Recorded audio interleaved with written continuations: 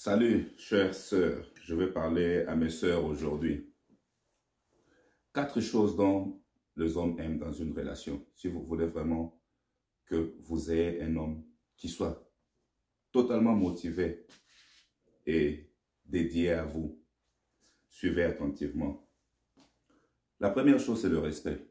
Je sais que vous allez dire, oh non, mais le respect doit être mutuel. Oui, le respect doit être mutuel, mais le respect dont je parle ici est un peu différent. Vous devez respecter votre homme en tant que votre protecteur, votre pourvoyeur, votre défenseur.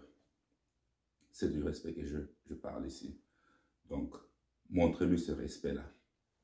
La deuxième chose, c'est soyez belle pour lui. Beaucoup de femmes, vous voyez aujourd'hui, elle va s'habiller, se maquiller juste quand elle doit sortir, aller faire des courses. Mais quand elle est à la maison, c'est une personne différente. Le cabello là, c'est juste quand elle va sortir. Le maquillage, c'est quand elle va sortir. Elle s'habille bien seulement quand elle va sortir. Je me rappelle, dans le temps, on voyait nos mamans. Elle va se réveiller le matin, elle va se laver, bien s'habiller, se maquiller et être à la maison. Propre, présentable, admirable pour son mari. Quand le mari rentre du travail, la femme, elle est trop belle. Je sais que tout le monde travaille aujourd'hui, avec le monde aujourd'hui, c'est un peu différent, mais le moment que vous passez à la maison ensemble, essayez d'être vraiment belle pour votre homme. Ne le faites ça pas seulement quand vous sortez. La troisième chose, savoir apprécier ses efforts. Un homme qui se bat matin, midi, soir pour vous, il faut savoir apprécier ses efforts. Un homme qui est là comme le père de vos enfants, il est là, c'est rassurant que vous vivez dans de bonnes conditions. C'est rassurant qu'il joue son rôle de père et de mari comme il se doit dans tous les domaines. Vous devrez nous montrer un peu d'appréciation. Des fois, il faut savoir dire merci, même d'emblée comme ça. Dites-lui, merci pour ce que tu fais pour moi. Merci pour ce que tu fais pour notre famille. Et ça en vaut aussi autant pour l'homme. Il faut toujours aussi remercier sa femme ou sa partenaire. On dit ça ou son partenaire? Bon, en fiche. Français, c'est pas notre langue. Dire merci. Dire merci pour tout ce que tu fais pour moi. Tu prends soin des enfants. Tu es toujours là. Tu es toujours présente. Il faut dire aussi merci à sa femme. Mais à l'homme aussi, il faut dire merci. Parce qu'on parle de hommes aujourd'hui. Donc, j'ai juste un peu parlé aussi de femmes. Mais ici, on est plus concentré sur ce que la femme doit faire pour un homme. Devrait faire, pas doit. Parce que si tu ne veux pas, tu n'as qu'à laisser faire ta vie autrement. Et puis,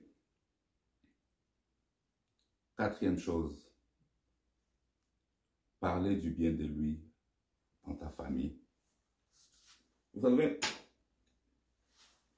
ce que je dis toujours aux gens, si toi, un homme, il y a quelque chose qui ne va pas avec ta femme, ou tu es vraiment trop saturé par une situation et que tu voudrais vraiment en parler à une personne, je ne vous conseillerais pas d'aller voir vos parents.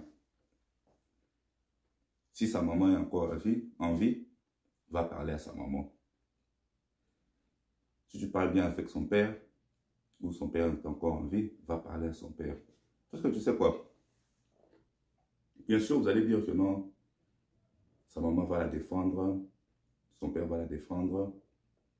Mais je vous dis quelque chose, ses parents vont toujours l'aimer. Ses parents ne garderont pas de souvenirs, de mauvais souvenirs d'elle, ou n'auront pas une mauvaise représentation d'elle. Quand tu vas chaque fois te plaindre de ton partenaire chez tes parents, ce n'est pas bon. Va te plaindre chez ses parents.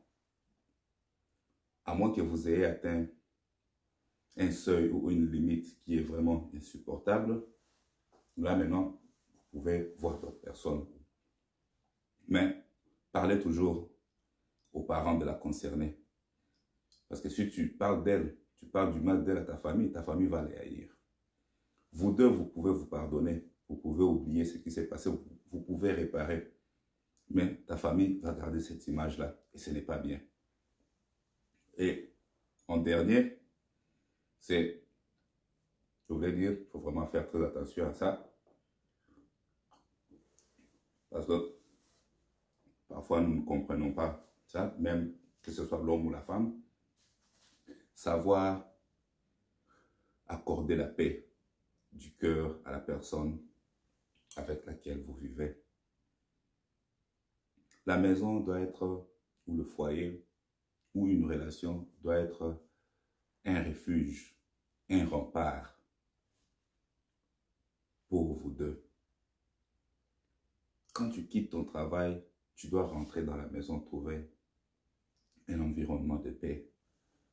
Tu viens, c'est là où tu décharges tes fardeaux, c'est là où tu te sens à l'aise. Mais rentrer dans une maison où il n'y a pas de paix, dans une maison où il y a du stress, dans une maison où tu sais déjà que non, oh, elle va commencer à me questionner. Oh, ça va se passer ceci. Oh, il va se passer ceci, je voulais dire. Ce n'est pas bien. Faites tout pour accorder la paix à votre partenaire. C'est vraiment important. Je vais ajouter un extra ici, c'est la confiance. Vous savez, il est très facile de perdre la confiance et il est trop difficile de récupérer une confiance perdue. Même les excuses, là où la confiance est perdue, ne valent plus la peine, n'ont plus de valeur. Si je ne vous fais pas confiance, je ne vous fais plus confiance, même si vous vous excusez, déjà, dans mon mental, je sais que je ne peux pas te faire confiance. Ce que tu fais là, tu vas encore répéter, tu vas encore retourner dans la même bêtise. Donc ça sera trop difficile de pouvoir continuer ou de pouvoir vivre en paix avec une personne dont on ne fait pas confiance. Alors, chères sœurs, faites très attention à la confiance. La chose qui tue la confiance, en premier, c'est le mensonge. Faites un effort dans la mesure du possible. Évitez le mensonge dans votre relation. Peu importe la nature de l'homme que vous avez, ne vous donnez jamais cette excuse de dire non, voilà, je vais mentir parce que si j'ai dit la vérité, voilà ce qui se passe. Tu es une femme au foyer. Il y a des choses que tu sais, tu peux faire, des choses que tu sais, tu ne peux pas faire, mais mentir, c'est vraiment quelque chose de pas bon parce que comment est-ce que quelqu'un va te croire même dans des petites choses quand je sais que facilement tu peux mentir. Donc, je veux continuer de manger et entre-temps, j'espère que ces petits conseils vous ont été d'une certaine importance ou utilité. Prenez-les à cœur.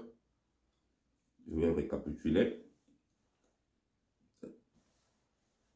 Savoir respecter son partenaire, respecter son leadership, respecter lui en tant que votre protecteur, respectez-le en tant que votre pourvoyeur.